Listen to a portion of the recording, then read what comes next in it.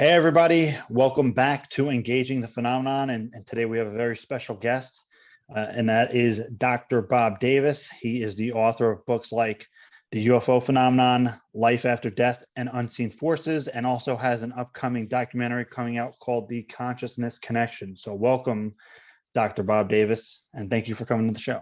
Well, it's a pleasure to be with you, Jim. So I'm a big fan of your show. You do a wonderful job. I greatly appreciate it. I actually had first seen you on Jeffrey Mishlov's show, and then through that found out that you were associated with the Free Foundation, or now Consciousness Contact Research Institute, with Ray Hernandez. So that was a pleasant surprise for me. And it's a pleasure to be working with Ray and also Dave Beatty on the documentary, which we'll certainly talk about. Yeah. So let's get right into the thick of things from the get-go. Why not? So you have a documentary coming out called The Consciousness Connection, which there's a trailer that's out. I'm going to link it in the description for people wondering what that the documentary is. There's going to be a trailer in the description. So click down for that.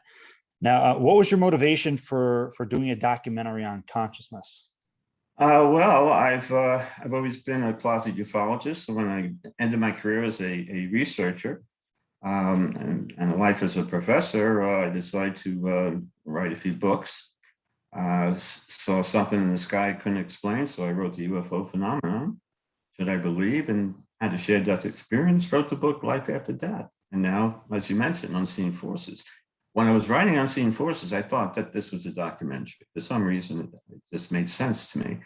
And here we are, creating a documentary, in part based on many of the topic areas to Senseworth in that. And how can you get the word across of something so significant and pronounced that you want to share with people who can buy it or not? I wanted to do the doc because I have a few things to say before I leave. And I'm happy to be working with somebody like Dave Beatty, an Emmy Award winner who's lit and brilliant as a professional and has a heart as good as gold as a person. We click, and we're doing this together because we both are passionate, knowing that a documentary will help in some ways, if it's done correctly, objectively, with the key personnel. It'll help shift that needle a little bit in the right direction, because we're on the cusp of a paradigm shift, I do believe, and we need all the help we can get. In part, you do a beautiful job helping to wake people up, make them more aware that reality is far more complex than we can ever imagine, and people are experiencing that in such ineffable ways that are inexplicable in nature. And Newtonian physics doesn't touch it. It can't explain it. Some aspects, of course, but it obviously doesn't get at the heart of the phenomenon, which we do not understand at all. So consciousness is a component of reality, and we see it at all levels. The documentary is going to talk about that. And we have exceptional people involved as participants, cutting edge research, and it will help, hopefully, make people more aware that what we call paranormal is normal in many ways. We just need to understand it better for scientific principles to be developed that can hopefully explain some of these kinds of experiences people have, let alone the psychological community that is bewildered by all of these kinds of peak experiences that people have. The documentary will talk about that and also emphasize the impact it has on the people who do interact with this phenomenon in so many different ways. And it's all maybe the same darn thing that's in control. We don't know, and we can only speculate. So I guess that about sums that up, huh? Yeah, and it's interesting. You mentioned the peak experiences, which we'll probably get into a little more in depth later.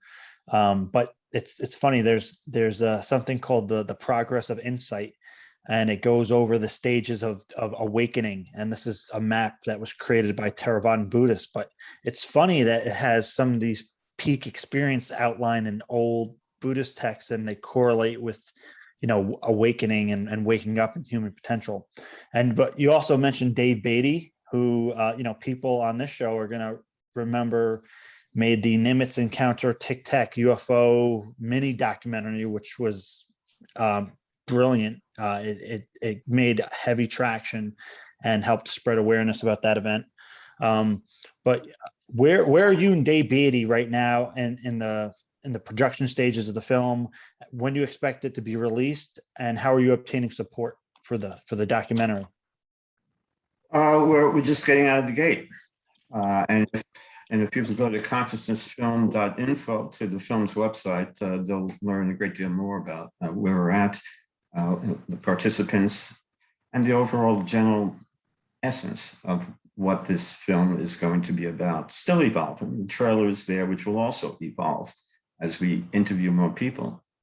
We're just out of the gate, interviewed a few people who were in the trailer, but we have to travel across a pretty big country, and that unfortunately requires a lot of funding to support.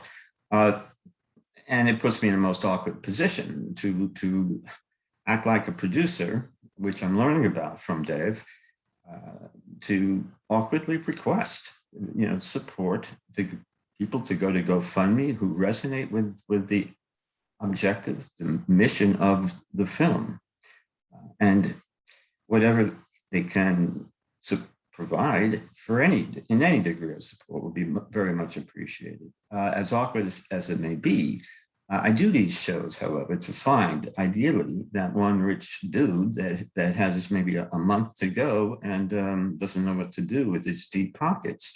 I think we're a pretty good reason to direct some money this way. We can make good use of it, maybe have a strong impact. But you mentioned Dave Beatty, and maybe he's an unidentified phenomenon in the film business. He's an Emmy Award winner. He's a cinematographer. He's a former broadcast journalist. He's a UAP researcher, filmmaker. He's done it all. He has 6-7 million hits for that fantastic documentary, Nimitz documentary, which is on Netflix. I can go on and on, but his broadcast journalism really is an advantage in the sense that he tries to get at the heart of the issue, like he did with the Nimitz, and look at the tremendous outcome that had. He's applying that same kind of cognitive insight, that analytical approach to this documentary, trying to get at the issues. He learns fast. He's doing a great deal of research in these areas, and he came well equipped, very knowledgeable individual. And I'm sharing my 2 cents with him on these complex issues. Not that I have the answers, by no means, but I've written books on it. So I'm a little bit ahead of the curve, just a little bit. But he gets it, he knows it, and he's learning more. And I'm in turn, he's teaching me a little bit about the film business, which forces me to say, hey, we're out of the gate. We need money. I hate to say it, but we're going to start interviews very soon. We have key people. We will make it happen. We know it's going to happen, and we know it's going to be a fantastic documentary that hopefully will be on PBS. We're aiming for that, Netflix, whatever, but it's going to be done. And that's where we're at. About a year or so, all goes well, we should be very near completion. Yeah. And, you mentioned before peak experiences, which is a fascinating subject. So what are peak experiences, and what behavioral changes are generally found in those who have peak experiences, as you described in your recent book, Unseen Forces, the integration of science, reality, and you? The cork comes out of the bottle. That's a peak experience. Now, how does that happen? Millions of different ways. From seeing a UAP, interacting with the gray, having a near-death experience, out-of-body experience, psychoactive drugs, meditation, you name it. It comes in all forms, shapes, sizes. It's a transpersonal event. It's been called many different things: a mystical event, spiritual event. It's depicted in religious texts and folklore. It's in the hearts and minds of those who experience it. And I guess you can say it comes from It's an extreme incident of reality. It gives somebody an aspect of some type of an unseen realm, that unseen force. And whatever it is, these individuals have fierce determination, and it overwhelms them. It can certainly generate a spiritual emergency, which is symptomatic of a peak experience. But these individuals, because they're more aware, for whatever reason, and it could be a physiological brain-based explanation for that. And that's what some researchers are trying to figure out. Is there an area in the brain that somehow facilitates the PE, or when that cork comes out of the bottle, is there actually a structural change at some level of the brain that um, is integrated somehow with the transformative symptoms that does seem to appear in the form of alterations of personal beliefs and perspectives, which is quite unique, is it not? It brings to mind the recent research at Johns Hopkins University. I forget the numbers, but something like 44% of atheists who took psilocybin before they took the psilocybin, they claimed to be atheists. Upon administration, and post-analysis of their perspectives on critical issues like religion, belief systems, their perspectives, approximately 44% of 50 or 100, a good amount, they believed in a supreme being. They believed in a supreme being. So yeah. People should look at that. And now, any external event, DMT, whatever you want to call it, UAP, NDE, a peak experience, for it to alter some aspect of one's perspective so pronounced in that manner, does the brain change? Is that a physiological event aided in some way by either a drug or somehow by this kind of interaction with an unseen realm? The realization that you're not completely your body? Whatever happened gave you an aspect of understanding, awareness, a wakefulness that you never had before. And you question life, you question yourself, maybe you question who you love. Many things change. It's a transpersonal event. And it's a slow learning process by psychologists, physicians, all members of society, to try to understand the complexity of this issue. Not only are we dealing with a phenomenon that nobody knows what the heck is all about, other than it's in control, it's always been here, it's been depicted in all texts. That's just, addressed in varying ways, of course, with the language, the technology, religion, whatever, spirituality of the time, of the culture. And now we're going 21st century technology, that's the same phenomenon. So what do we get? We get Project Blue Book, we get Roswell, we get, all that. And now a little leaking admission by the government what to do. Maybe this is satisfy the ufologists when they've been really heavily involved, interacting with the phenomenon, trying to figure it out, having peak experiences along the way, trying to out-trick the trickster, so to speak.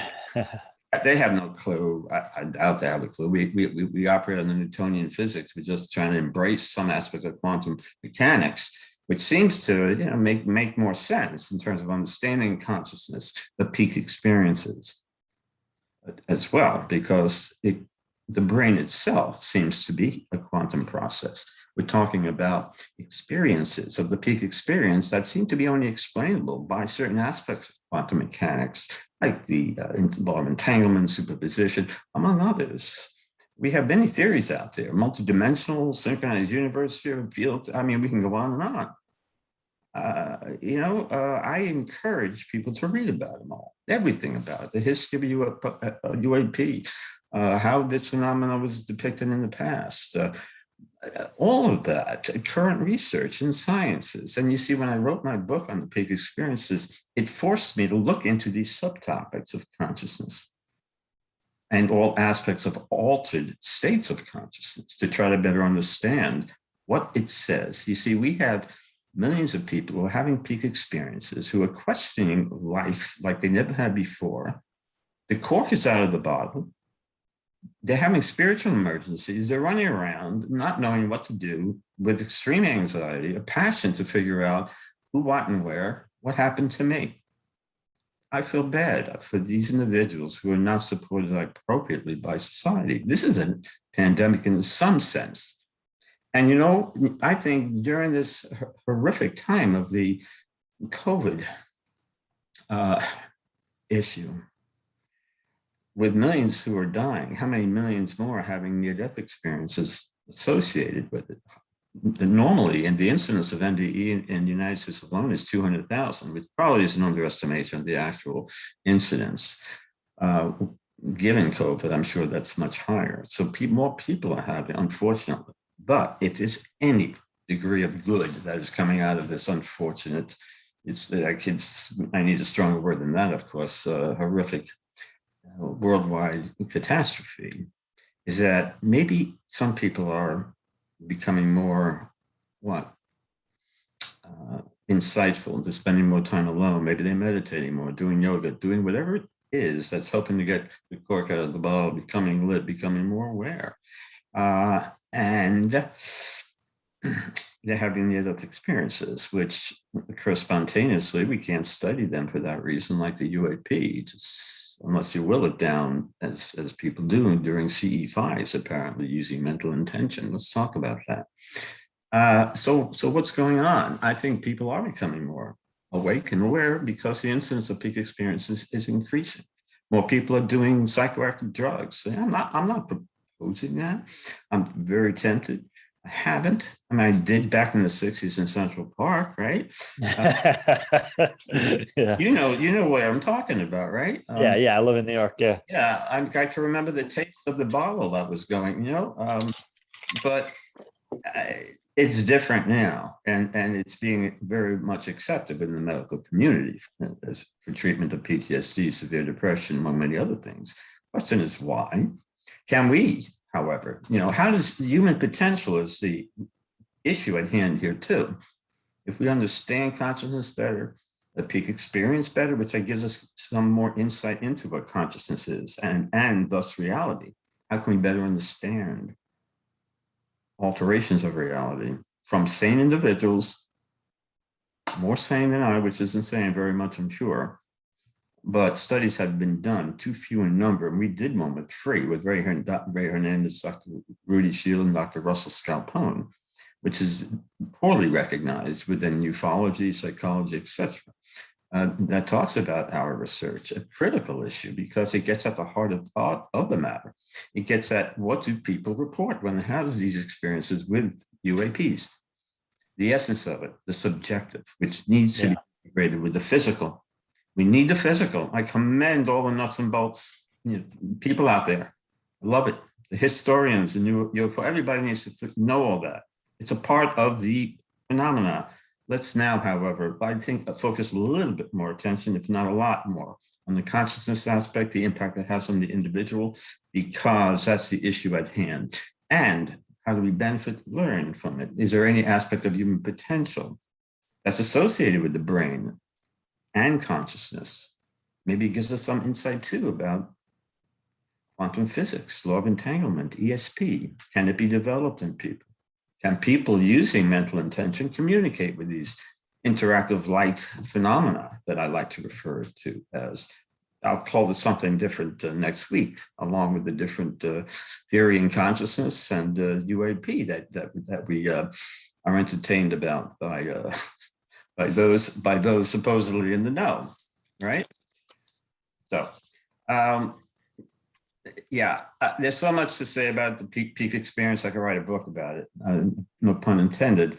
But we need to, more than anything else, try to better understand this alteration of consciousness, which Eastern science adopts much more readily and Western is going to lag behind in that regard. Newtonian physics, we need it, we benefited from it, but the problem is it got us away, I think, from understanding the subjective, the science of the subjective.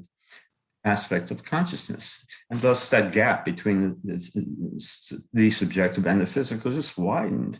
And thus our concept of reality maybe got a little lost in the shuffle.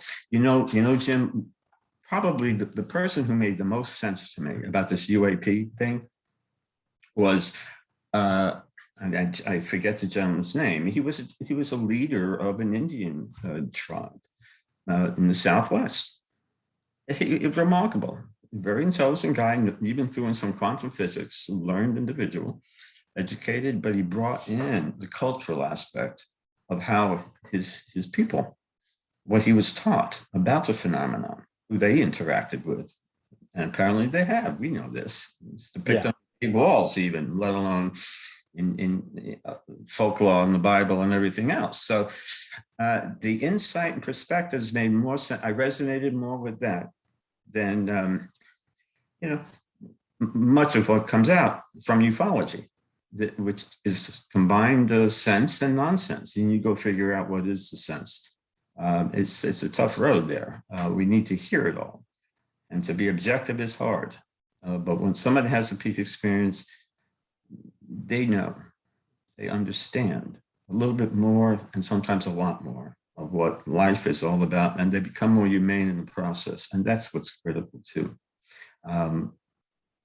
More than anything, there are so many positive aspects of how one integrates the experience. And over time, they become less materialistic, lose fear of death, more humane in the sense that they're more sympathetic and empathetic, more sensitive to the ecological nature of our planet. It's like having what Edgar Mitchell said when he went up in Apollo 15, the sixth person who walked on the moon and who founded the IONS, Institution of Noetic Sciences, Sciences, of course, the chief scientist of IONS is Dean Radin, who will be in the documentary, along with Evan Alexander and Jeff Long and Diane Coggin, on and on. It's all on our website. We have the best people, we truly do, in science and experiences, who will share their latest research about the issues at hand, which is extraordinary, to say the least. But people become more creative, more spiritual, even develop psychic abilities. There's a whole list of things, and word is getting out. We talk about that in our journal article, in the Journal of Scientific Exploration, 2018, I believe was the March issue, based on the 3,200 subjects who contend to have interacted with the phenomenon. This is what they tell us. Those who interact with the phenomenon, 75% of them said it's non-physical. It's like an out-of-body experience. They've floated up to a matrix, whatever that means. They don't have the language for it because we don't understand the phenomena. So how do we describe it, analyze it, depict it using words that are 3D based? Because our brain, according to materialists, evolved from our primordial soup.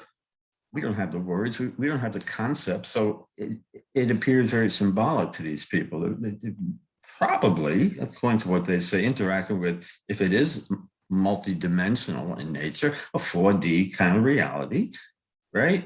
We're not going to be able to understand that. If you did experience it, right, your coffee's going to taste a lot different tomorrow morning, I would think. Well, it does for these people, and then some. The essence of it, the peak experience, is real to them, like more than the back of their hand. Studies have been done that have shown that they have this objective perception that is clear, distinct, easy to recall for the most part, and more impactful on their behavior and belief systems than anything else. But it's like somebody saying, prove you're in love. You can't, right? It's subjective, and that's where we need to figure out how do you tap into that, maybe a little bit more scientifically, to better objectify what people are saying. And we're not at that level. We're far from it. But we need that aspect of understanding that what do you want to call it, the spiritual aspect of the phenomenon, because the phenomenon interacts with people. And what do people say? I interacted with the great. What's that? Yeah, I talked to Reverend Michael Carter. I love the guy on many shows. Experiencer. I talked to Mike, tell me something that can convince me that the UAP phenomenon is real. It's about 2 years ago, maybe a year ago. Okay, Bob, the gray touched me. Okay, Mike, I hear you. A gray touch. What? A gray touched me. Okay, what am I going to do with that, Jim? Right? I'm a research. I the scientific method for 4 decades. Right? Try to be objective. And here's somebody who's as sane as they come. Believe me, they are. And he's telling me a gray touched them. Now, what do I do with that? What does science do with that? You know what? There's a lot of him. He's a beautiful person, sane as can be, but it's questioned reality for good reasons ever since that day with fierce determination. What is that all about? Science doesn't recognize it. Newtonian physics, again, we needed it, but it's not designed to. We can't look to science to explain it. It's people like us in the private sector with boots on the ground, using their brains, their knowledge from within their own disciplines and trying to make sense of it, integrating the physical and non-physical, looking more seriously again at the consciousness aspect, subjective component to it. Come on. I mean, come on, man. I understand. Scientists don't want to get involved. I get it. I mean, you have a few, but of course they don't want to get involved. I understand that deeply. I've been on campus for friggin' decades. As soon as I got out, I started writing. I didn't, you know, what research is going to get a grant from National Institute of Health, OSHA, etc., when they start having a vita composed of articles about this?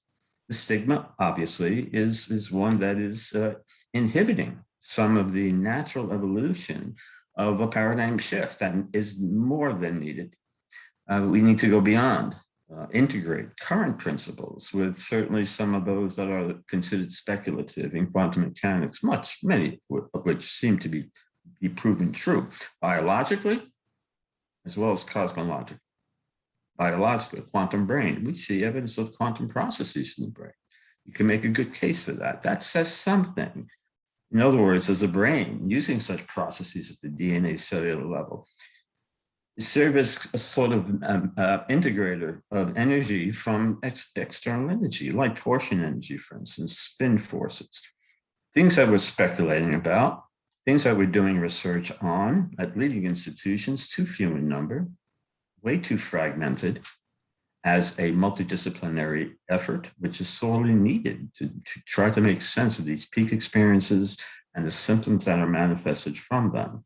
And if we do that, which is going to be figured out long after I'm gone, at least in this body, and try to make some sense out of people who say the past, present, and future exist simultaneously. And so my deceased relatives, the deceased beings, creatures, graves, you name it, all forms, shapes, sizes, you know, and maybe Bambi and all that sort of stuff too. We need these outside of the box scholars who buck conventional science, who contend that consciousness is a form of energy. It's not bound by concepts of space and time. It goes back to what's his name, or Werner Heisenberg. He considered all matter an invisible and unseen realm. You know, there's the existence between what is being observed and the act of observation, and there's an interaction between an electron to assumes the particle or wave, a collapse of the wave function based on the act of observation alone. You compel electron willfully. We see evidence of this mental intention. This is also related. There are no unnatural or supernatural phenomena. There are only major gaps in what we understand of what is natural.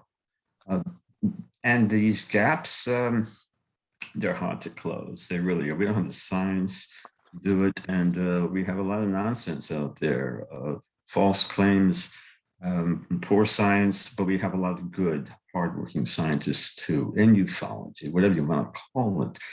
In this science, which it should be a very serious scientific discipline, because it's looking at I think, the most significant aspect of our time.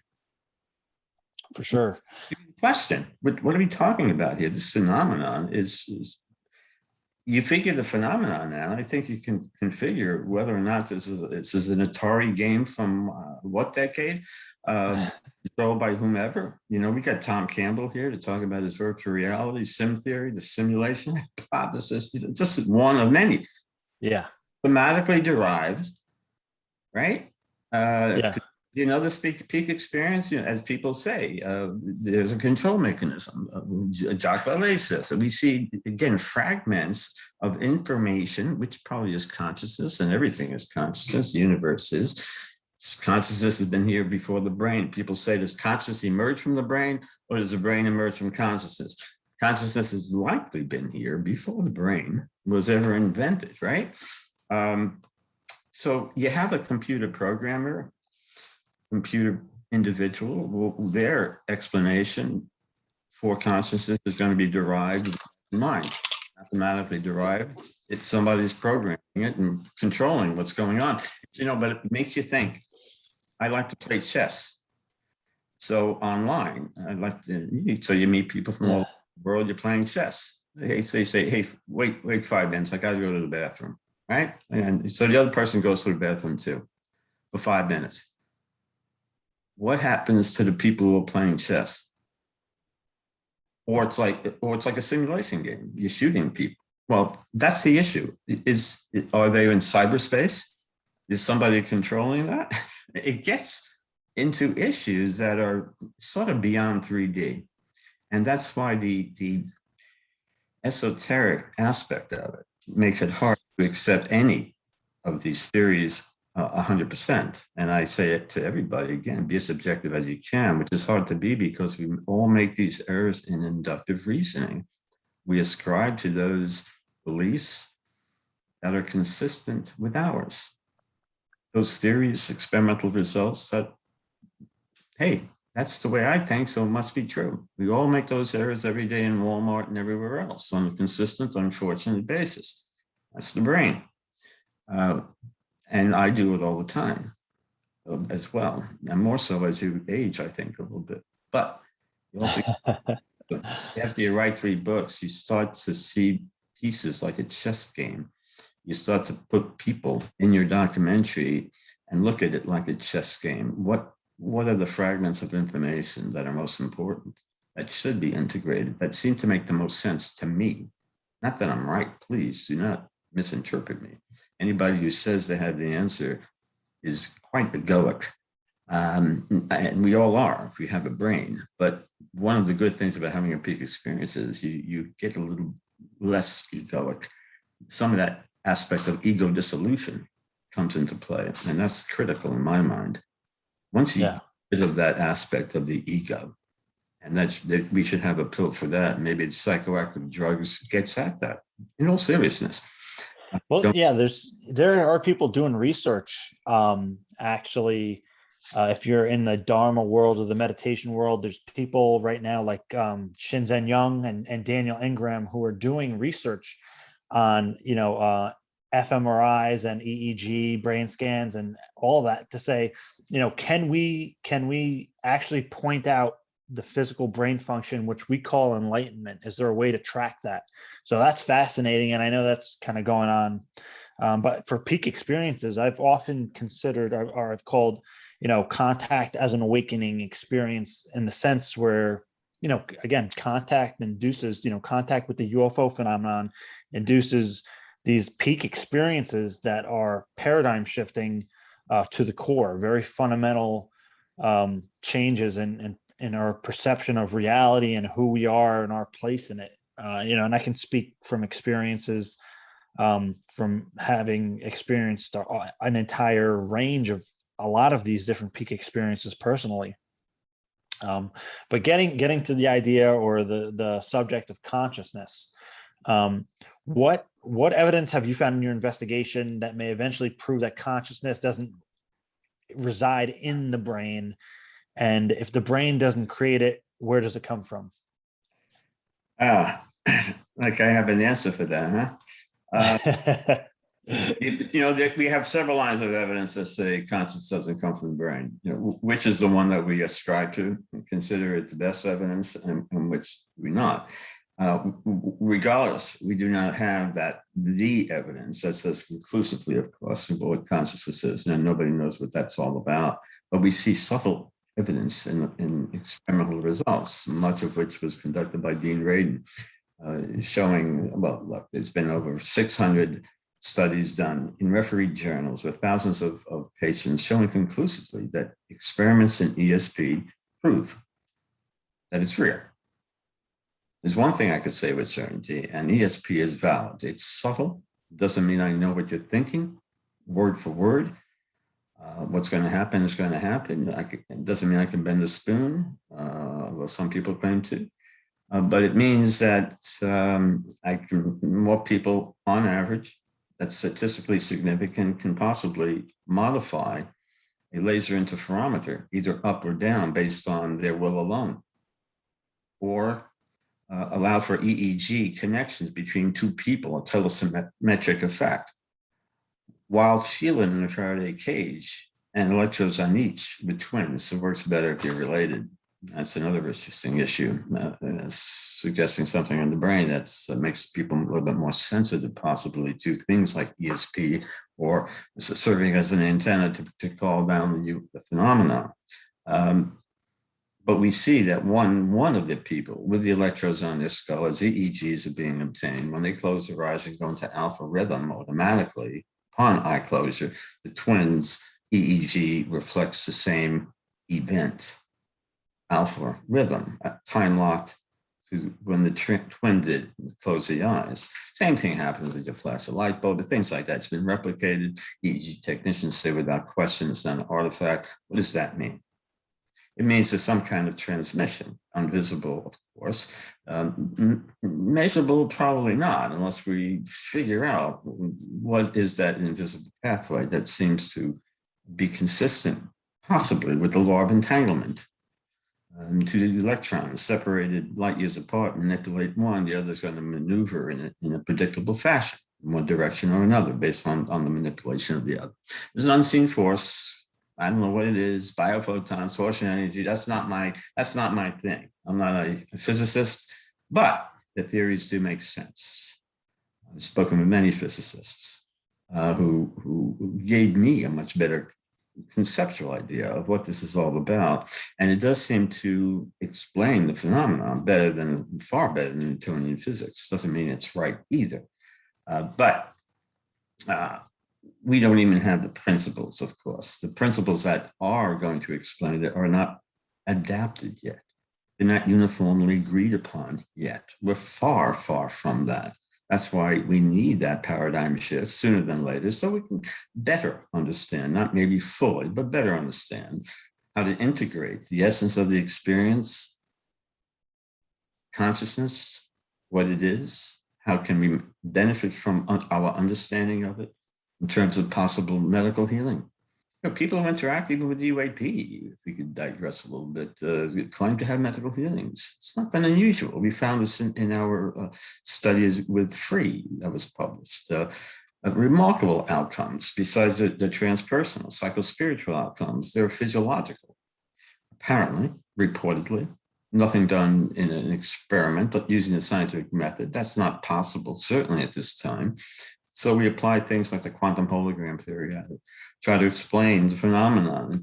And in terms of why are these people saying the things that they are saying, I had a feeling of eternity. I can see inside a tree. I went through the wall up into a UFO. Yeah. An encounter. I was on Mars. Yeah, some people forgot to take Thorazine that morning, but I would say the vast majority again, are right, are valid. And where do they go? I hate to be a little repetitive, I can be, but that's an issue we can't get away from. So is this all a hologram? Is this in peak and Darien cases, consciousness is not the brain. These are NDEs. I would say the best evidence we have that consciousness is not the brain.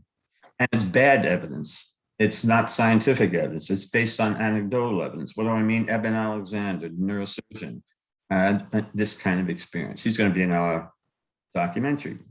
wrote a bestseller, Proof in Heaven, and is a celebrity. He's been on all the major shows. It's a pleasure to have him participate too. So he says, and he's mentioned this in several interviews, during his NDE, where he was given a 1% chance to live based on the type of meningitis he had. And he told me that alone, his ability to survive, proved to him that there is a greater power based on what he knows about brain pathology, which he had. No one gave him a chance. And if he did survive, he would be severely disabled by the damage done to his brain from the meningitis. So he says he met this beautiful woman who said that she was his sister. This is during his NDE. And she mentioned that she died before he was born. That's why you don't know me. And started to give him some information about the parents, his life, all that. He survives, of course, goes back to the parents who never mentioned anything about this woman. You know where I'm going, to him. So they say, again, anecdotal, not scientific method. People will brush it off, obviously, but hey, mom, how about this woman named Wawa? She looked like this. She said this and that, X, Y, Z, and the parents looked at each other. And the only way he could have known that information, according to the parents, was if he actually met her during an NDE in some space-time, right? Okay, that doesn't prove a darn thing. But Eben Alexander is not alone. Millions talk about this. It's a matter of documenting it as best as possible. And even if you could, because it's anecdotal, qualitative, which we need, again, much more of in ufology and all of this about the paranormal. The experiencer is the heart of the matter, as we'll say again, probably. I guess that's my mantra, at least today. It'll change tomorrow. So I can go on and on with evidence. That's maybe the most important. We're looking for that home run, the veridical perception. I had an out-of-body experience. I saw the numbers, above my body on the gurney when my heart stopped, and the numbers were 74237.65, and it's right. Yeah. On a consistent basis. Haven't seen it. Some people contend it's happened. Where's the data? I mean, that I think would get people's attention if that could be well controlled, repeatedly demonstrated. But all you need is what? What's the expect? One white crow, right? Is that the mic, right? One white crow, I think. All you need is one person who's able to bend the spoon, one person who's able to see where the missiles are in Russia back in the 80s, right? One. Yeah. Accurate enough, that's all you need, right? There's more than ample evidence that proves that ESP is real. You got more than one white crow. My gosh, but the results are statistical, it's subtle. You don't understand the aspect of the results unless you get into the literature and read it, evaluate, interpret it. Who in society does that on a normal basis when you have CNN and Fox on TV and COVID going on? Yeah. Right? But if you're a nerd like me, right, you write books on things like this. Why? I don't know.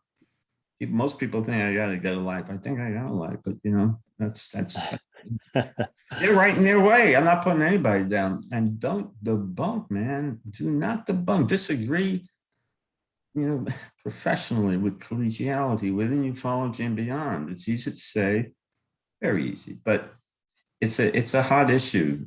Interesting personalities, and I love 99% of them. Yeah. But it's hard to grasp your hands around this all. It really is. But it's the same phenomenon, different suit, different tech. And we're throwing stuff at it. Now we're doing CE5s, trying to communicate using mental intention, trying to put a little science on it, trying to figure out the coordinate Puderman in the brain is. I spoke to Gary Nolan, can't get enough. I spoke to Gary Nolan, leading immunologist, geneticist at Stanford, and he's done some interesting work with some people on the brain of experiences, those who have, who claim to have ESP experiences with UAPs. And I seem to see an enhanced neural connectivity in an area of the hippocampus, the caudate putamen, subsurface motor coordination, insight, some intellectual functioning. We don't know that much about it, but it seems that this area, according to him, is let's just say more mature. neurologically speaking, and it's familial. It runs in families, which is Yeah. interesting, you know. All right. So if I have ESP or something like that, or Grace come in my bedroom every now and then, well, that's because it happens to my mom and her dad and his dad. You know, who knows? Maybe there's an antenna that we have that I don't know. Serves as a way to facilitate a resonant bond of some type with the phenomenon. We all have sensitivities, unique skills, talents. It's like the autistic savant, Diane Powell, leading neuropsychiatrist. Havita, I call her a freak because she's so brilliant, and Havita is so ridiculous with Harvard, John Hopkins, you know, this, that, and the other thing. She's really a marvelous. Wrote a book, The ESP Enigma, based on her research with autistic savants. Maybe one of the best ways for me to answer you in terms of what evidence do we have in 2021 that says consciousness is not the brain, and that maybe there's an information field that exists in the ether, around the earth, as Nobel laureates suspect, many philosophers, scientists ascribe to semantic field theory, ascribe to whatever you want to call it, Akashic records, envelope of the black hole, all information, past, present, and future exists on the envelope of the black hole, right? Rudy Shield tells me that. That's a physicist at Harvard. And he also told me that these light phenomena are quantum amplifiers, whatever that means. There's your answer. Interesting. Let's Yeah. close the book in ufology. Rudy Shield, leading astrophysicist who proved Stephen Hawking wrong, in fact, about some aspect of black holes. And Hawking admitted it publicly. Well, the guy's smart. Doesn't mean he's right, but he's obviously very smart. And he says to me, these lights, this light phenomena, whatever it is, quantum amplifiers. Okay. And then he went on to explain it. Obviously went over my head, got bits and pieces of it. Okay. It draws energy from a quantum field, et cetera, et cetera. If Rudy Shield says it, I'm going to listen. Yeah. If you have a whiskey bottle on the corner of 59th Street and 5th, I think you know what I'm talking about, don't you, Jim? Right? Yeah. Not going to put as much faith in a comment such as that. But I listened to Diane Powell, and she tells me in her research that this girl, Haley, I believe her name was, 8 years old, can score with almost 100% accuracy on tasks that require her to tell you what the color is, or the number is, or shape of some drawing is outside her field of vision. Sensory systems have no way to access that information, yet she can remarkably be accurate. She talks a great deal about that in her book.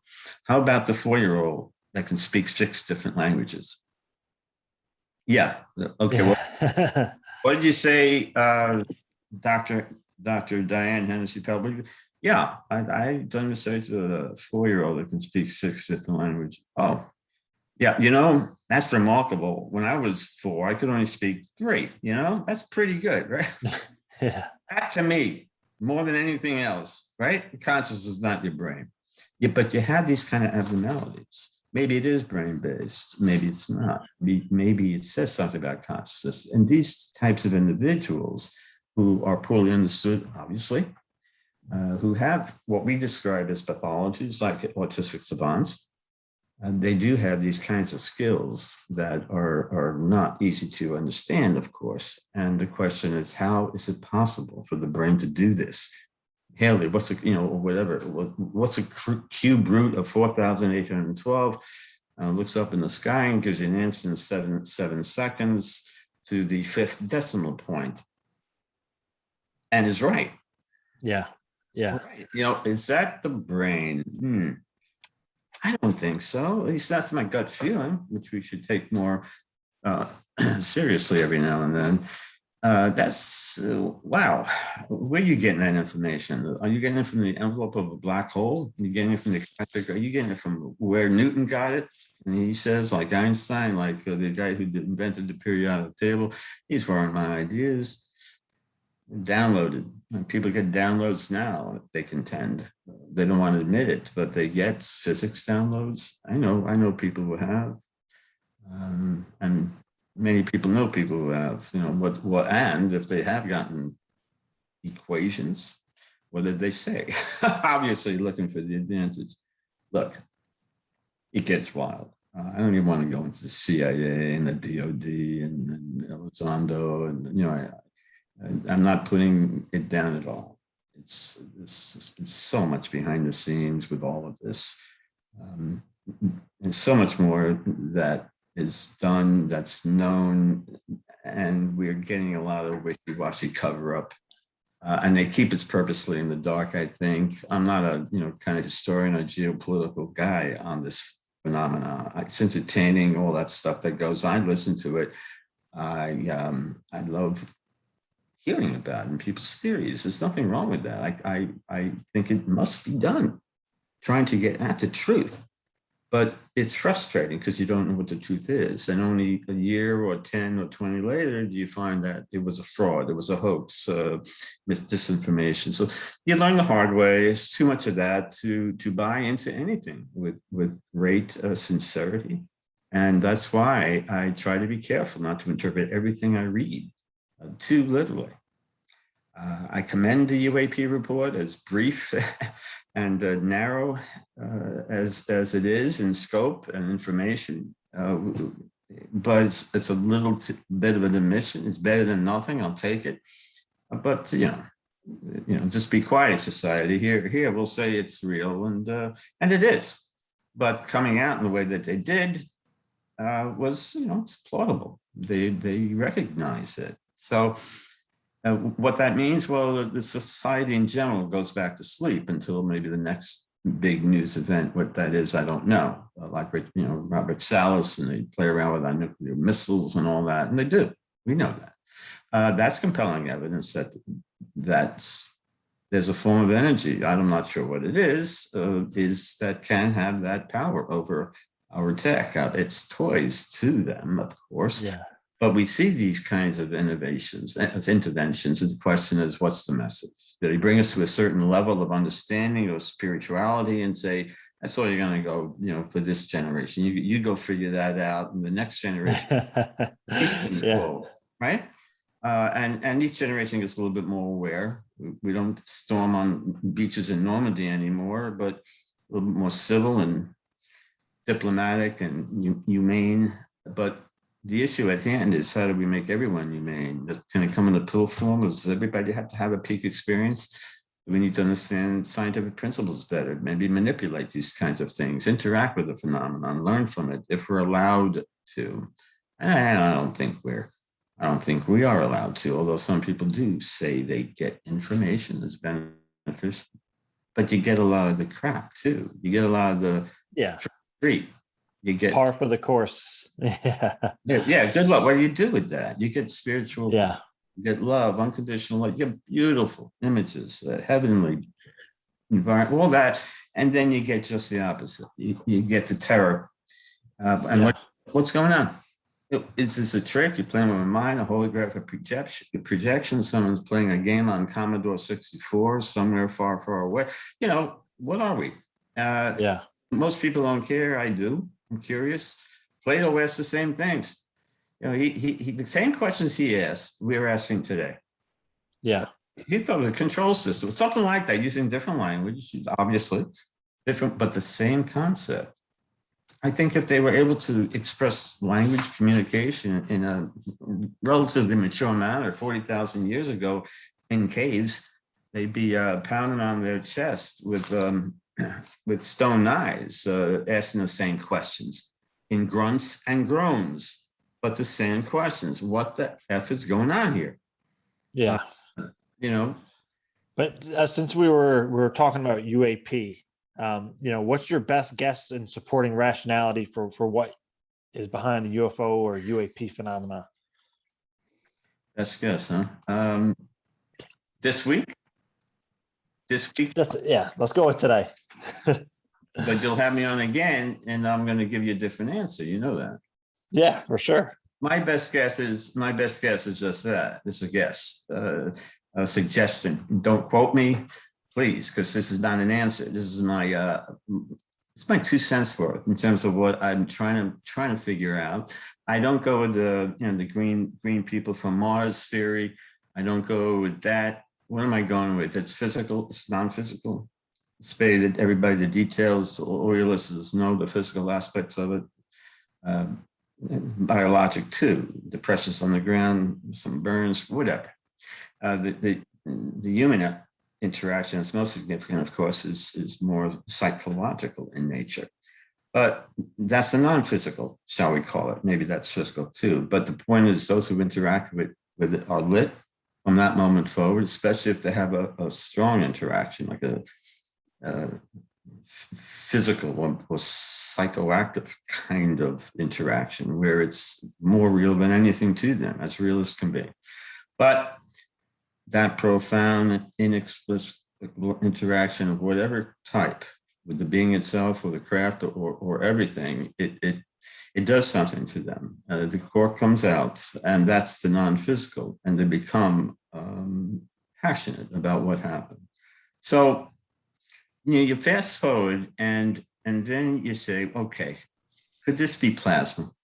Is it possible that this interactive aerial phenomenon is plasma-based, or maybe plasma is a shield of some type of whatever the true intelligence may be?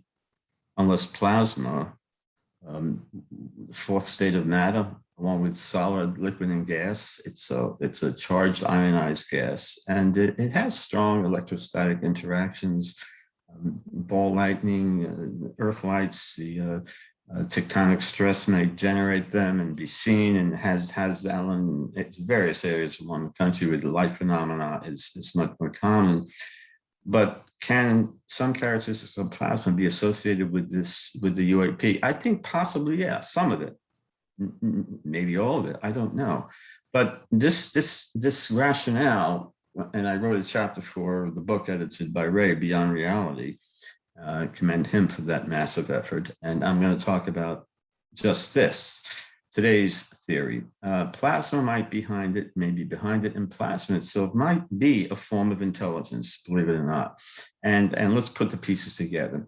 Back in, I think, the 70s, astrophysicist Dr. Harvey Rutledge, he called them pseudostars. He described plasma as, in a manner that these lights that he saw in Missouri, and he studied it for over a decade, they behaved like the UAPs of today, many colors, a general nighttime appearance of them, they're self-illuminating, they're fuzzy characteristics, so all of that split, divide, spiral, all of what we hear now. Okay, let's put that piece of evidence together with physicists from the Russian Academy of Science. In the laboratory, he studied plasma, and he looked at the complex mixture of this inorganic material. He also came to the same conclusion. It splits, it dissolves into invisibility, it can grow, etc. Wink out, wink in, light bulbs, so they can penetrate solid objects, give off electromagnetic waves. Okay, we'll keep that in mind. Project Condign, UK report back 97 to 2000. It talked about, I think, over 10,000 sightings over a 30-year period back in the 60s, 80s, 90s, I think. And they concluded that the UAPs are highly charged atmospheric plasmas. No, it doesn't mean that it is, but there's a lot of physiological effects and dizziness. People feel odd, feel a little terror, fear, whatever. Okay, that in mind. Fast forward, more recent times, Massimo Durrani, astrophysicist, we just spoke with him too in our UAP group on Facebook. I have a lot of respect for him. He studied the Hasdallen lights in Hasdallen. Yeah. I'm sorry, it's probably saying it wrong. He did this for decades, threw the scientific method at it, came to the conclusion for decades that it was a purely fully understood geophysical, geoatmospheric, magnetic kind of phenomena. However, he changed his tune. In more recent years, and he's mentioned this, we talked briefly about it and he discussed it, there's an intelligence behind it, he thought, a purposeful intellectual intelligence to it. And he goes into some detail. He's written about it. I encourage people to look at his website where he does discuss it. He came to the same conclusion that this unseen, mysterious, low-level plasma that's observed and behaves similarly in different parts of the world, even in the laboratory over time, is intelligent. And its behavior simulates physical matter. It's very stealthy, he says.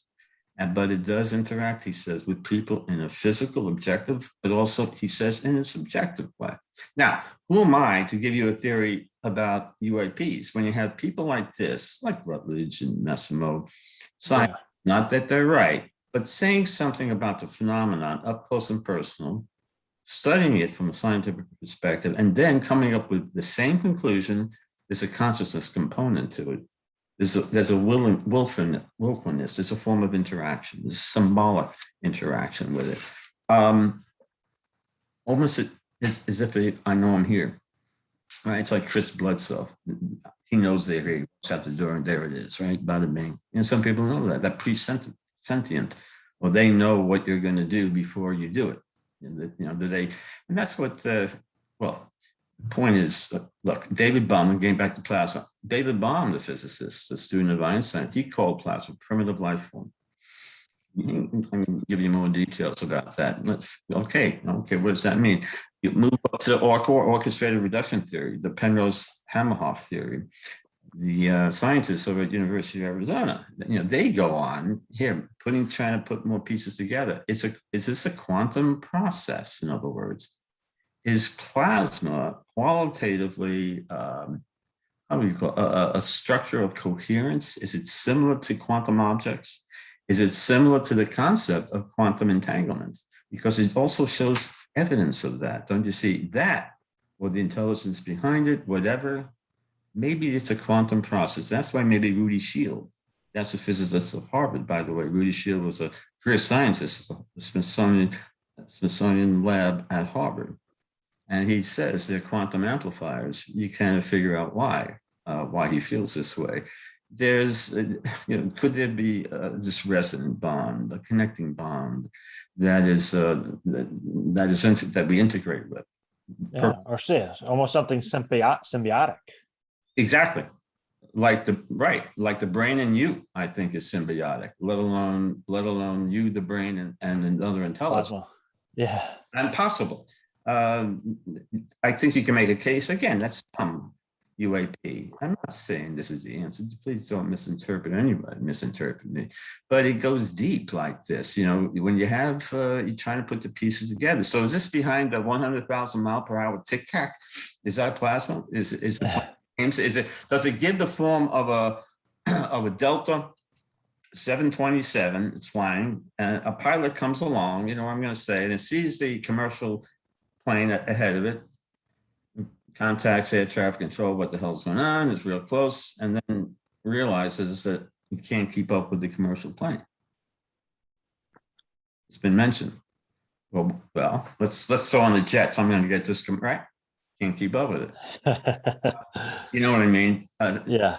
Shit like that happens all the time. When these pilots are interacting with Tic Tacs, I bet, and I don't want to I don't need to misquote, misinterpret anything. I'm assuming, based on what I know from experiences with the phenomenon, that these pilots will have great respect for, who are dealing with the aftermath of these kinds of interactions for decades. From 40s, Foo Fighters in World War II, let alone Tic Tacs now, right? It's left more than an impression. Yeah, I think they take something home with them, not only in the form of a passion to figure out what happened and the incident in and of itself, but there could be more. There could be more. Yeah. Other people saying now, it's like you go to Skinwalker and then you take a hitchhiker home with you. I don't want any part of Skinwalker. I don't want any part of UAPs in up front and close. And I'm going to, by the way, Mike Merberg, CE5, with Dave Beatty, Gary Voorhees, to film the sky all night, all morning. And Darby Ranch up a little north of Tampa. Beautiful people, absolutely magnificent. We all meditate, the mental intention, right? The potentially willful interaction. Willful calling down. Look, what really upsets me? This intelligence, whatever it is, Here again, there's good and bad associated with it besides the symbolic imagery, games, and all that, and benefit and horror as well. The complexity is beyond belief, is it not? So they violate our free will, they invade. And I think people are left with that too. Who are you to enter me, influence me, especially if it's bad? I mean, if it's good, it's still going to shock the soul, the system in many ways. Many people will be put over the top. Many people will need Xanax, right? Counseling, right support from experiences, counselors, psychologists who are experiencers, who understand it. Because the last thing you want when you're having a spiritual emergency is to be told by a professional psychologist, a psychiatrist, that you have a severe mental problem and you need medication or whatever. It's the last thing you want to hear. And you know what? Yeah. The professional is wrong. The professional is wrong. They often, who does not understand the essence of the issue. And just now, only now, is the psychological community getting a little bit flexible in terms of how to treat people that have these kinds of spiritual emergencies. They say, take the cultural belief system into account before you go diagnose, right? I can understand that, but they don't understand it. You can't blame them really. They don't understand it. And that's unfortunate. But some professionals do, the experiences in particular, they understand. They know the importance of providing the right kind of help to people who are, well, going through an experience that is just right. World and people around them. Like 70% of people who have the NDEs wind up divorced within 7 years of the NDE. I don't know what the data say for UAPs, but I bet it's higher than the general. I know people who were in a relationship and they had they actually had their first CE5, and it kind of, it was a peak experience, 100%, and that kind of changed the relationship, and they grew apart because of that, because this person had this new understanding, this new passion, this new drive to understand, and it ended up not working out for them. So but maybe for the better, who's to say? But again, there's not the support out there that's needed. And my hats are off to people like Daniel Ingram, who's working with people with something called the Emergent Phenomena Consortium, where they're trying to create a not only a lexicon, but provide support to people that are having peak experiences or awakening experiences in a clinical way. And also, psychologists and people in the medical field are going to need training to understand how to treat people and help people and support people that have experiences, again, with UAP, or if somebody has a very powerful psychic experience out of somewhere. So rather than saying they're crazy, what are the right support systems that are going to be needed to kind of deal with those? And again, a UAP experience, for decades, you had the governments of the world, especially the United States government, saying this doesn't exist. Okay, so now the United States government is coming out saying UAPs are real and we don't know what they are. So what about all those people who had those experiences that you told them that never happened, right? I mean, forget reconciling with that. But now, okay, so what are you going to do about it? There has to be a system in place to help those kind of people, right? And I mean, for I think the longest time, it's been part of the UFO community and the experiencer community to take that role. People who have had these experiences and who can, put a hand out and say, this is part of the human experience. So I think that's very important. But getting to I agree completely. Thank you. The UAP. I mean, there's going to be specialists needed in those fields. So, of course. but UAP, UFOs, contact, You had something in your book called interactive aerial phenomenon. So why do you choose the terminology of the interactive aerial phenomena? Because it interacts. You see it a lot, a lot in the air, and we don't know what the heck it's about. I just thought it'd be. I thought unidentified and the term phenomena, within a 3-word string of words was a little redundant. So it's a little description there. Interactive. I don't know. It doesn't matter. I guess back 1,000 years ago, maybe they call them angels. Maybe that's the best word. Maybe it's Right. maybe it's UAP or something in between. It doesn't matter. It's calling the shots. That's my best guess. It's calling the shots. I can't say Yeah.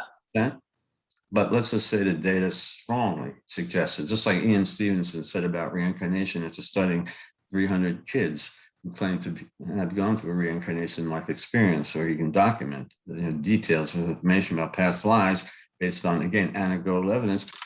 Quite compelling, but he's not going to go on the limb, given his academic position, and say it's, we live all the time in different bodies. So we reincarnate. But he said instead, the data strongly suggests reincarnation. So I'm going to cop out and say I'll take a Ian Stevenson from the University of Virginia and say the data strongly suggests that there is an intelligence interacting with us. And am I going to see it gray tonight? It's a possibility. Yeah. It's Halloween, maybe. People say that. So what do you do with that information, right? Most people deny it, ignore it. Who hear that, obviously. And most people aren't lit. They don't want any part of it. They don't question it. And like you mentioned earlier, there's married couples. One's lit, looking completely passionate, very spiritual. Over time, we all change. And you go down this rabbit hole, you're gonna go keep going down the hole. You can't turn it off. Just put the cork back in the bottle. I hate to keep saying that, making that analogy, but it's true. It's like the thermostat system, or like a control system that Valet talks about, acts like a thermostat. Kind of interesting analogy, right? Adjusts things differently based on what's going on, weather-wise or something else. Interesting. Control hypothesis. You got a million hypotheses out there. Choose one. Provide supporting evidence, quantify it, what theory supports it, how do you measure it, who do you believe, and it makes sense of this poorly understood self-organizing system that is extraordinarily fragmented with massively different opinions, with different organizations and segments of society, small in number, that rarely communicate effectively with each other to share data, although some efforts being made with UFO databases to be more global. So Valet, I think, is also looking at this to try to have everything downloaded to one place where we can look at it, analyze all the information in a more consistent, organized fashion to make better sense of it, and to share the data with not only ufologists in general and the obvious geneticists and astrophysicists and pilots, but also anthropologists, linguists, sociologists. I'd love to get cultural anthropologists involved with ufology to interview people. They understand the cultural aspects of language, the essence of a society, a subgroup, a subculture better than anybody. They study that. Let's expose them and do some qualitative research with experiencers, let alone that do the MRIs pre-post. And that's been done. I'm sure it's been done. I'm sure these psychic experiments have been done with the lights in the sky. What the findings were, I don't know, but I'm sure Russia did. I'm sure we did. If we didn't, I'd be quite surprised. Yeah. Come on. They probably did in the 50s, 60s. They knew all about that stuff. You kidding me? And they learn from experiences. They read beyond UFOs. They read Valet. That's their best source. The stuff to the public. So they follow us. They go here, they go there, they join this group, they're on Facebook, then they should. They should. How do you learn better than listen to the experiences on Facebook, on these other social networks? It's remarkable. Getting involved in this documentary for a second, it forces me into social networking. I don't know anything about it, so that's why I reluctantly say, hey, please go to consciousnessfilm.info, look at the trailer and all the wonderful people in it, and our goal perspectives on consciousness. We're going to talk about NDEs and OABEs and UAPs. And oh, by the way, go hit that GoFundMe red little sign above the trailer. Okay, that awkwardness of it, it's remarkable. But this is where we're at. We're trying to do a paradigm shift, and I need 100 grand. Dave needs 100 grand to make it happen, to help contribute.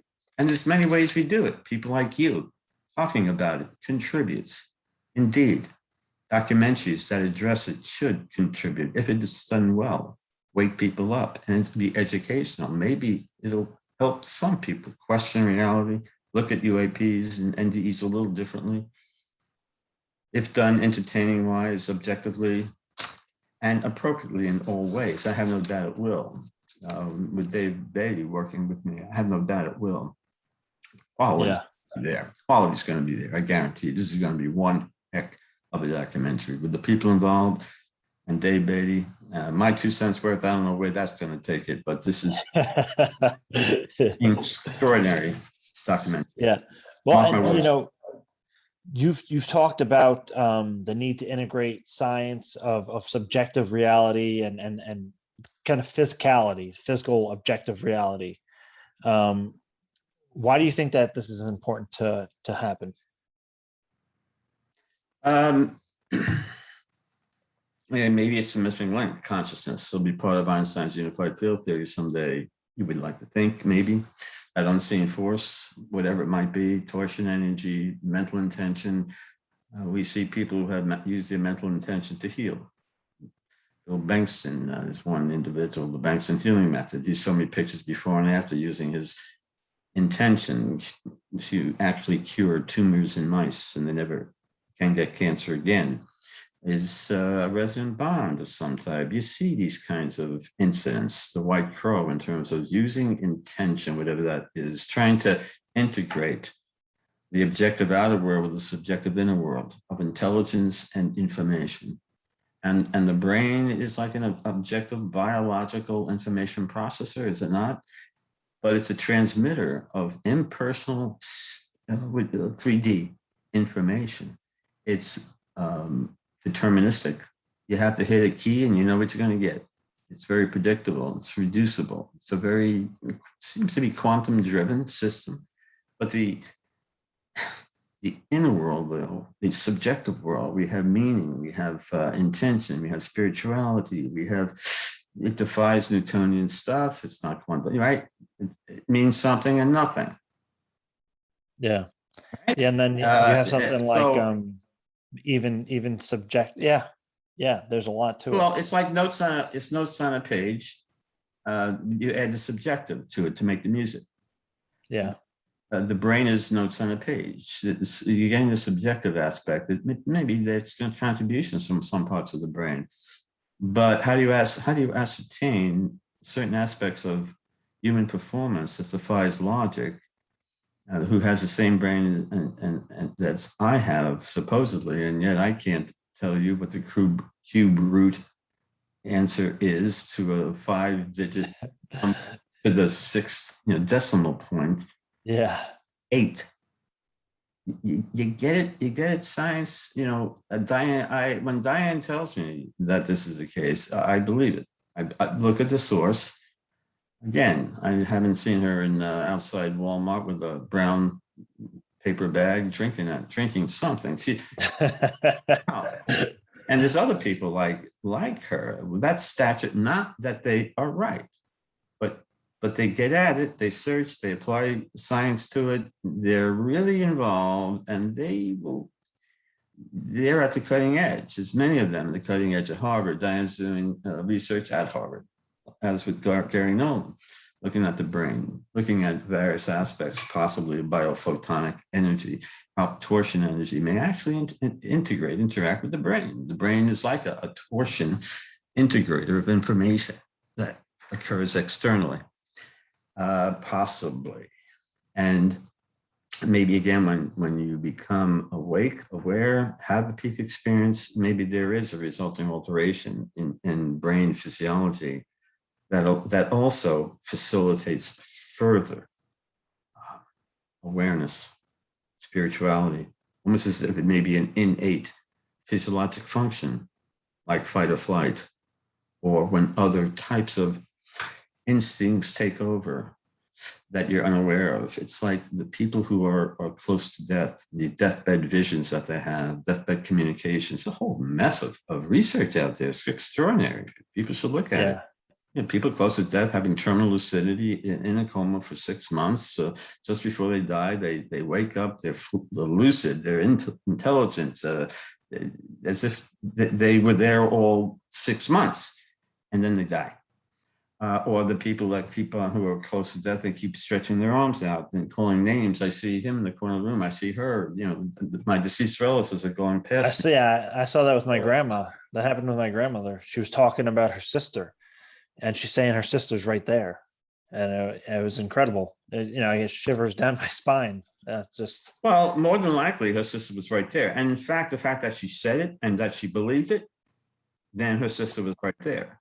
Why? yeah, The science of the subjective, because it provided her comfort during this extraordinary transition process to something we call death, whatever that is. It also likely provided great comfort to a grieving family to see, however, that their loved one is benefiting in some way from that extraordinary interaction of some type. Obviously, physicians will say it's the drug or anoxia resulting from brain death.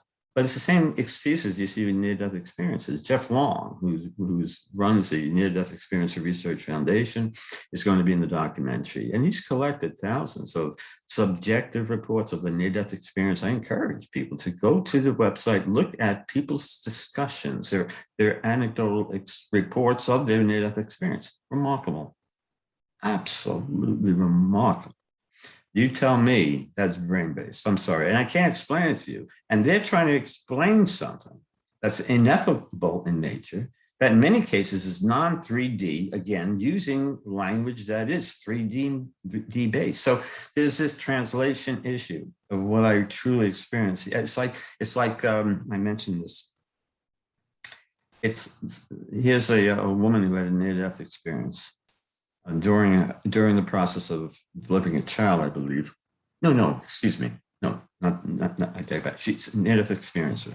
And she says, the unconditional love I had, a common symptom those who had a near-death experience, as well as many of these other kinds of peak experiences. She says, the magnitude of love I experienced during my NDE, she said, the best way she's like, I can't describe it, but the best I can express it as is, it's like a mother looking in the eyes of their first newborn for the first time, magnified 10 million times. And she said, and that doesn't touch it. Doesn't come close. Now, I'll take that. Now, if medicine, right, can come up with a pill, that's pretty cool. That's what ego dissolution. That's what I call a sane world. Maybe everybody should have an NDE, right? Can you simulate an NDE and maybe kick-start the brain into feeling that way? Can you give that, that's now, it's Newtonian physics is not designed to explain that, of course. It's not its fault. Quantum physics may not get at it, but it gets at it closer than Newtonian physics. A little bit in terms of the subjective perspective, the perceptual alterations that occurs during many of these PEs are consistent with many theories in quantum physics, which you may have mentioned before. Alterations of time and space are more easily, realistically explainable, utilizing that type of science, but we can't utilize it on a consistent basis until we better understand it. We'll have quantum computers indeed. Our brain is a quantum processor. We see that. And that's why the brain likely does interact with quantum processes externally. And that's why people, when they're beyond the brain, like during an NDE, like during times when the brain is inhibited, which can happen in many ways, where the brain does not no longer impede our ability to perceive true reality.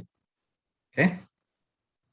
People Yeah, have the filters of the get brain. beyond that. And Yeah. then, right?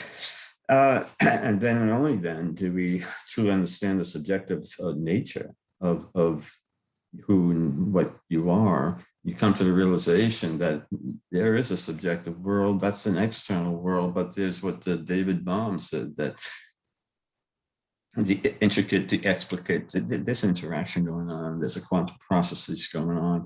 But look, we're speculating. All of this, everything I say is a best guess. That's what is so extraordinary about the whole thing.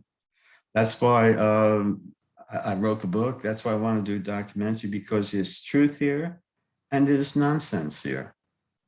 But I know there's truth, enough truth to warrant the need to do a documentary, to spread the word, to help shift the needle, as people often say, to better realize that maybe an aspect of human function, maybe mental intention, can hold promise for humanity in terms of our ability to utilize our abilities, innate, subtle as they may be, that can be hopefully cultivated over time, taught early on in life to our advantage. And someday that's going to happen. That doesn't mean we're going to know the cube brute answer at the age of 4 or speak 6 languages, or at that age, but we'll be doing better. And if we can become more humane, more than anything at all, dissolve the ego as much as possible, in whatever way possible. Something I wouldn't mind having a peak experience tomorrow, maybe if it is, even if it is a near-death experience, as long as I know I'm going to come back, I'd like to pierce the veil, so to speak, and feel that love. That'd be pretty cool. But I'd like to come back and let me finish the documentary. Dave is going to be quite upset if I move on before without me. I'm feeling good, Dave. Don't worry. Yeah. Hey. Yeah, and I had something akin to a near-death experience that now I call it like a trauma-induced out-of-body experience, but it was precisely what people describe in near-death experience. And it was a whole nother magnitude of ineffable, as you said. Because even before that, I've had a number of contact experiences, but this was a whole nother thing. So yeah, I think there's something. Well, this whole other thing, thanks so much for saying that. This whole other thing, it lights you up. I mean, it creates problems. Let's not forget that. We talked about that, but it also creates wonderful things, especially long term, once it's integrated and you better understand and get the right support. We mentioned that 3-4 times, but Yeah, and I apologize to your audience for being redundant with that, but it's that important. it is. People who come into the middle of the show to get that message more than anything else. You have to help these people, and that's another aspect. Well, of this peak experience. But again, there's a good element after your socks are knocked off, and it's good. Believe me, it's good. But you see, Jim, I can tell when we first started communicating. I can tell you were lit. There is that resonant bond that other people who have these kinds of experiences that go up the ladder just a notch, some 2 notches, 3 notches, from where, depends on your personality and how lit you were to begin with. I keep using that word, but more, Yeah, or whatever, whatever you want to call it. But it's like it's a subgroup. It's like when you go to a CE5, you can tell these are peak experiences. In general, more than not, you're not in a bowling alley, with the, I shouldn't say these kinds of things. They're wonderful. Bowlers are wonderful people. I love bowling. Bad shoulder. I love bowling. I'm not knocking. Love bowling, actually. Not anymore, though. But you're not at the bar talking with the guys on a Friday night, 12 at night. There's a commonality. There's that connection. Whatever you want to call it, you feel it. You're knowing this. You feel comfortable. It's like when you go to that CE5. It's beautiful. yeah, Absolutely magnificent. And that alone, you see something or not, right? that experience alone, just being with like-minded souls, is what it's all about. We want to capture that for the documentary. Yeah. Why do so many people now? Or why is it this groundswell for CE5s? What's going on? What's all that all about? It's becoming Yeah. more obviously. And we get some information documentaries. We see it in media. People are talking about it, and for good reason. If anything, it's a beautiful way for people to meet each other. So a lot of people get married, find their married partner as a result. It's wonderful. I had an absolute wonderful time at Mike's last month. Made great connections, great stories. You think you talk to people about their personal experiences, and you like to think you gave them a little insight. If you could, you try, but Yeah. where they're at. I hear you, Jim. I have tremendous respect for you. The more I know you, the more I like you and respect you for talking about your experiences the way you do. And I was very hesitant at times to talk about mine and why I'm not entirely sure, but it's a stigma. And you know what? People don't look at you different after you say I saw a UAP or a near-death experience. Yeah, I don't need you in my life. You're going to debunk me and look at me different. You're doing me a favor by ignoring me and turning the other way. That's all it took to get you out of my life. Thank you. You know? Yeah. I mean, so, and you get some of that in ufology in any aspect of business, especially when it's controversial and critical. You see, this is Yeah. ufology should be a serious science. We all know it's regarded as a pseudoscience. I don't want to go there, and it's so unfortunate. And it impedes our ability to understand this issue. Yeah. Well, I think the conversation is finally coming around. Even, you have Avi Loeb of Harvard, who's has the Galileo Project Galileo now. project, yeah, right. So, things are starting to change. There is more of an openness, at least in the minds of people, to say, okay, this is something legitimate. Yeah. We're still far off, again, like you said, from understanding it, but I feel we're at the beginning of a process, and I hope it continues to gain momentum and shift in that direction. And that's one of the things I love about the UFO phenomenon and contact and the UFO subject, is because for me it's where the rubber meets the road between consciousness and physical reality. You have this physical object, the UFO, that multiple observers can witness at the same time, um, performing and having these consciousness psychic interactions repeatedly documented over the decades.